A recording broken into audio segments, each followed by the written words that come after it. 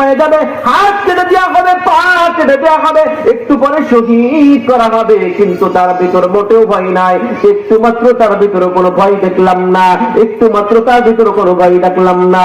কোন রবের সামনে দাঁড়াইলে এত সুন্দর নামাজ পড়া যায়, কোন রবের সামনে এত সুন্দর কথা বলা যায়। আমি ওই রবের সাথে একটু কথা বলতে চাই, আমি ওই রবের সাথে একটু কথা বলতে চাই। নবী আমার যদি কথা বলতে চাও তাহলে তো তোমার কালিমা পড়ে মুসলমান হয়ে যেতে হবে।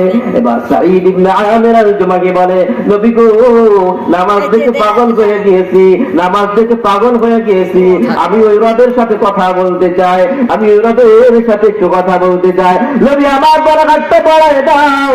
হযরত সাঈদ ইবনে আমির আল-জুমাহি হাতটা বাড়াই দিলেন, এই হাতটা ধরে এবার বড় সাঈদ রে পড়ে নাও, লা ইলাহা ইল্লাল্লাহু মুহাম্মাদুর রাসূলুল্লাহ। হযরত সাঈদ ইবনে আমির আল-জুমাহি কালিমা পড়ে মুসলমান হয়ে গিয়েছে। মুসলমান ভাইরা আমার, হে বোনার মুসলমান, শুধুমাত্র জানাইতে চাই, সাহাবায়ে কেরামের নামাজ দেখে অমুসলিমরা মুসলমান হয়েছে। আমি আপনি নামাজ পড়ি, নামাজ আবার ভিডিও করে টোল করা হয়, ছেড়ে দেওয়া হয়। আরে কেমন নামাজ পড়লাম, মুসলমান তো নামাজও পড়তে চাই না, অথচ এই নামাজের জন্য রাসূলুল্লাহ সাল্লাল্লাহু আলাইহি ওয়াসাল্লাম দান শহীদ করেছে।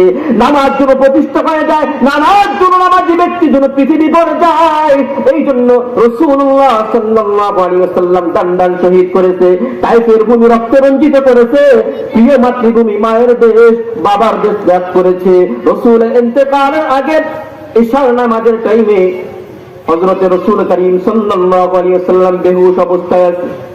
হঠাৎ করে ঘুষ করার পর আম্মা জান আয়েশা সিদ্দিকাকে ডেকে বলে, আয়েশা রে, কেমন সময়, কোন টাইম এখন? বলে, ইশার নামাজ রক্ত চলছে। সাহাবায়ে কেরাম অনেকক্ষণ অপেক্ষা করার পরে আমার বাবা হযরত আবু বকরের নেতৃত্বে নামাজের ইমামতি করছে। বলে, হযরত আবু বকরের নেতৃত্বে নামাজ শুরু করে দিয়েছে। নবী আমার ডেকে বলে, আয়েশা রে, তাহলে দরজাটা একটু খুলে দাও, পর্দাটা সরায় দাও, আমার মাথাটা একটু উঁচু করে ধরো। এবার নবী আমার মাথাটা উঁচু করে, আয়েশা সিদ্দিকা মাথাটা উঁচু করে ধরেছে। নবী আমার নামাজের দৃশ্য দেখে চোখের পানি চলে দিয়েছেন। আম্মা জান আয়েশা জিজ্ঞাসা করে, ও পয়গম্বর, আমার বাবা ইমামতি করে আপনার স্থানে, এই জন্য কি আপনি কান্না করেন নাকি? নবী আমার বলেন, না আয়েশা, না, এই কান্না আমার আনন্দের কান্না, দুঃখের কান্না না।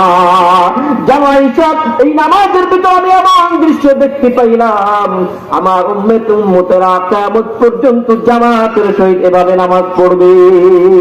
দেখে বলে, আয়েশা রে, জানো এই নামাজের জন্য কত কিছু করেছি, দান শহীদ করেছি, তাইতে ভূমি রক্ত রঞ্জিত করেছি, এই নামাজ কায়েমের জন্য মাতৃভূমি ত্যাগ করেছি, হিজরত করেছি, কত কিছু তো করলাম, কতগুলো জিহাদ করলাম, আমার কত সাহাবী শহীদ হয়েছে, নামাজ যেন দুনিয়াতে প্রতিষ্ঠা হয়ে যায়, এই জন্য কত কিছু করেছি।